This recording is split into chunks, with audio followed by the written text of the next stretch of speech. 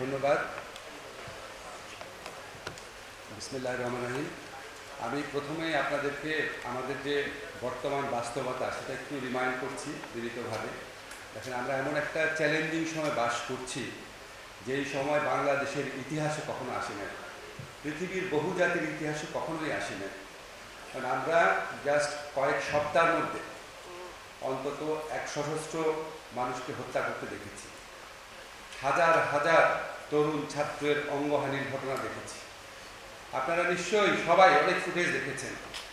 মনে হচ্ছে, দেখলে মনে হয় যেন একটা গাজা স্ট্রিপের মধ্যে ইসরায়েলি বাহিনী হত্যা করছে। এইভাবে একজন আরেককে ইনস্ট্রাকশন দিচ্ছে, ভিডিও গেম খেলা হচ্ছে।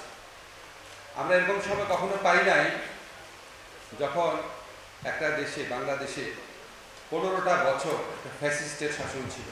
আমরা এরকম সময় কখনো পাই নাই যেখানে প্রতিষ্ঠানগুলো এরকম হয়েছে। আমাদের আদিল ভাই নিম্ন আদালতে কিছু ঘটনা বলেছেন।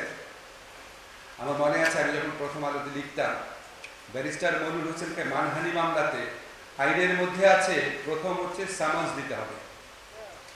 তৎকালীন প্রধানমন্ত্রী শেখ হাসিনার ইনস্ট্রাকশনের পর, প্রকাশ্যে ঘোষণার পরে, ওই প্রচলিত আইনের বিধি লঙ্ঘন করে ওনাকে প্রথম ওয়ারেন্ট ইস্যু করা হয়েছে। এরকম আরো বহু ঘটনা ঘটেছে। আমরা এমন কোনো সময় বাস করি নাই যেখানে আমরা উচ্চ আদালতকে সরাসরি রাজনৈতিক বক্তব্য দিতে দেখেছি। উচ্চ আদালতের প্রধান বিচারপতিকে ছাত্রলীগের পেটোয়া বাহিনীর প্রধানের কাছ থেকে ফুল দিতে দেখেছি, শুভেচ্ছা দিতে দেখেছি। এরকম একটা অদ্ভুত বিষাক্ত সময় আমরা আর কখনো দেখি নাই। সেই সময়ের পরে আমরা যে দায়িত্বটা নিয়েছি তা অনেক বেশি চ্যালেঞ্জিং। অনেকে আছেন যারা সরকারের বাইরে থাকেন, হয়তো একটু অধৈর্য হয়ে যান, কেন আমরা এটা করতে পারছি না, কেন আমরা এটা করতে পারছি না।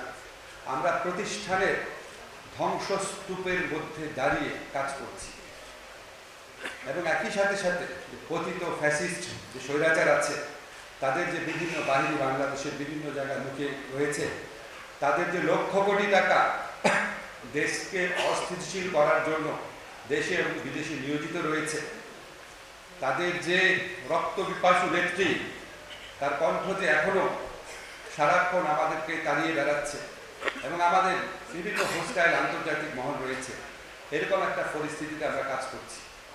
যখন মানুষের সংকট বেশি থাকে তখন আরো দায়িত্বশীলতার সাথে কাজ করতে হয়। যখন আপনার সামনে প্রতিরোধ বেশি থাকবে তখন আরো দৃঢ় চিত্তে কাজ করতে হবে। আমি জানি আমার অনেক ছাত্র আছেন যারা জাজ ছিলেন, অনেকে আছেন মনের থেকে সায় দিতে পারেন নাই, তবু বাধ্য হয়ে কাজ করতে হয়েছে, বাধ্য হয়ে অপকর্ম মেনে নিতে হয়েছে। আজকে তো আপনাদের সেরকম সময় নাই। আপনারা স্বাধীনভাবে আইন শৃঙ্খলা, আপনারা স্বাধীনভাবে বিচার করবেন। পুলিশে যারা আছেন স্বাধীনভাবে দায়িত্বশীলতার সাথে আইন শৃঙ্খলা রক্ষার দায়িত্ব পালন করবেন। আজকে এখানে 4টা প্রতিষ্ঠানে, 4টা রাষ্ট্রের অত্যন্ত গুরুত্বপূর্ণ প্রতিষ্ঠানের একটা কর্মশালা হচ্ছে। প্রসিকিউটর আছেন, পুলিশ আছেন, জাজ আছেন, ডিসি সাহেবরা আছেন। আমি অল্প দু একটা কথা শুধু বলবো। এই বর্তমানে চ্যালেঞ্জিং পরিস্থিতিতে আমাদের মূল দায়িত্ব ক্ষেত্রে আপনাদের কি কি ভূমিকা পালন করার আছে। আমরা জানি একটা কমন অভিযোগ থাকে পুলিশের, এটা আমি অনেক আগের থেকে শুনেছি, যে আমরা আসামি ধরে এনে দেই, জাজরা ছেড়ে দেয়। এটা অনেক পুরনো কমপ্লেন। আমি এটা বোধহয় 20-30 বছর যাবত শুনছি। তো আমার একটা জিনিস শুধু এখনকার পরিপ্রেক্ষিতে আপনাদের কাছে আমার অনুরোধ থাকবে, পুলিশ ভাই যারা আছেন, আপনারা এফআইআরটা একটু ডিটেইল করে লিখেন। অনেক সময় এজাহার অনেক তথ্য থাকে না, কিন্তু আপনি এফআইআর লেখার সময় একটু আপনার হাতে, আপনার তো সেই এফিসিয়েন্সিটা আছে। আসামির পরিচয় যতটা জানানো যায় জানানোর চেষ্টা করেন। বিশেষ করে যখন ফরওয়ার্ডিং দিবেন, অ্যারেস্ট করার ক্ষেত্রে তো আপনার ফরওয়ার্ডিং দেওয়ার অথরিটি আছে। ফরওয়ার্ডিংয়ের মধ্যে যথেষ্ট তথ্য দিয়ে আসামির ইনভলভমেন্ট এবং আসামির পরিচয়টা ভালো করে আইডেন্টিফাই করে দিয়ে, তাহলে আমাদের বিচারকদের সিদ্ধান্ত নিতে সুবিধা হয়। আমাদের যারা জাজরা আছেন তাদের কাছে আমার অনুরোধ, আপনারা যে bigger picture of law and order situation, এটা মাথায় রাখবেন। আপনারা হুটহাট করে জামিন দিবেন না। জামিন পাওয়ার পরে একজন মানুষ দেশের আইন শৃঙ্খলা পরিস্থিতির জন্য যদি ভয়াবহ হয়ে ওঠেন, যদি পালিয়ে যাওয়ার চেষ্টা করেন, যদি একই অপরাধ আবার করার চেষ্টা করেন, তাহলে সেটা জামিন দেওয়ার ক্ষেত্রে আপনাদের বিচার্য বিষয় হওয়ার কথা, আপনারা হচ্ছে ভালো জানেন।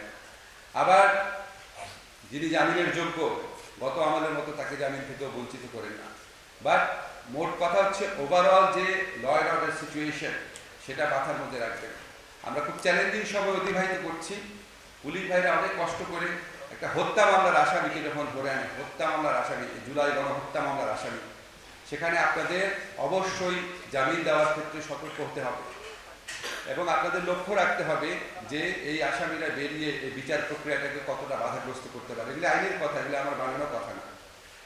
এখানে আপনাদের রিল্যাক্স হওয়ার কোনো সুযোগ নাই, এটা আপনারা অবশ্যই লক্ষ্য রাখবেন। যারা এখানে প্রসিকিউটর আছেন আপনারা লক্ষ্য রাখবেন, আপনারা হচ্ছেন সরকার এবং কোর্টের মধ্যে একটা ব্রিজের মতো। অনেক সময় যদি পুলিশের রিপোর্টে যথেষ্ট তথ্য না থাকে বা আদালত যদি যথেষ্ট পরিমাণ ওয়াকিবহাল না থাকে, অনেক তথ্য দিয়ে, পরামর্শ দিয়ে, যুক্তি দিয়ে দায়িত্ব পালন করার স্কোপ আপনাদের রয়েছে। ডিসি সাহেব যারা আছেন, আপনারা জেলা আইন শৃঙ্খলা রক্ষাকারী বাহিনীর প্রধান, প্রসিকিউটরের সাথেও আপনাদের বিভিন্ন যোগাযোগ থাকে। তা আমরা মনে করি এই চারটা প্রতিষ্ঠান যদি আরও বেশি সমন্বয়ের সাথে কাজ করে, আরও বেশি, অনেক সময় আপনারা দায়িত্বশীল থাকেন, সব ক্ষেত্রে যদি আরও দায়িত্বশীল থাকেন, তাহলে আমরা এই যে বর্তমান সময়ে যে চ্যালেঞ্জটা প্রথমে বর্ণনা করলাম, সেটা আরও সাকসেসফুলি মোকাবেলা করতে পারবো। আমাদের এখানে গণহত্যা হয়েছে, এটা মাথায় রেখে। আমাদের এখানে 15 বছর গুম হয়েছে, বিচার বহির্ভূত হত্যাকাণ্ড হয়েছে। আমাদের এখানে 15 বছর অরাজকতা হয়েছে, কিন্তু বানানো কথা না, আপনারা প্রত্যেকে জানেন নিজের বিবেককে জিজ্ঞেস করে। আমরা যদি এই পুলিশ, কোর্ট, প্রসিকিউটর, ডিসি, আমরা যদি এই বার্তা দিতে না পারি যে প্রতিটা হত্যার বিচার হবে, প্রতিটা গুমের বিচার হবে, 15 বছরের অরাজকতার বিচার হবে, আমরা এই বার্তা দিতে না পারলে আমাদের এখানে থাকার তো কোনো মানে হয় না। আমাদের বিবেকের কাছে, আমাদের শপথের কাছে, আমাদের আচরণ বিধির কাছে, আমাদের স্রষ্টার কাছে আমরা কি জবাব দিব? যখন দেশের মানুষ দেখবে রাষ্ট্র এক্সিস্ট করে, পুলিশ আদালত ঠিক মতো ফাংশন করে, তখন এই যে মবক্রেসি, যেটাকে আমরা মবতন্ত্রের বিরুদ্ধে যে আমরা এত বেশি মানে সোচ্চার হই, আমরা এটাকে ভয়াবহ জিনিস মনে করি এই মবতন্ত্রকে, কিন্তু যখন পুলিশ, কোর্ট, আইন শৃঙ্খলা পরিস্থিতি সবকিছু ঠিক মতো কাজ করবে, তখন মবের প্রকোপ আমি মনে করি আরো কমে যাবে। দেশে একটা সহনীয় পরিস্থিতি সৃষ্টি হবে।